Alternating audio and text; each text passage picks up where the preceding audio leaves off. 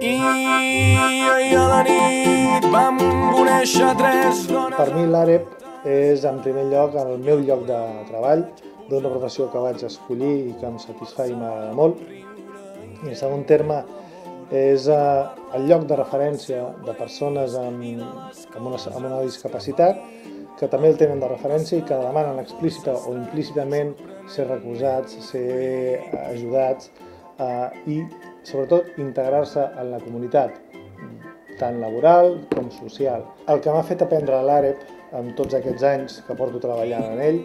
és que ningú està exempt en un moment donat de la seva vida de sentir-se diferent, sentir-se que qualsevol cosa ens pot arribar a passar i podem necessitar el suport, el recolzament que nosaltres mateixos estem donant a les persones que ens ho demanen explícita o implícitament, i és això el que penso que és el gran valor de l'AREP.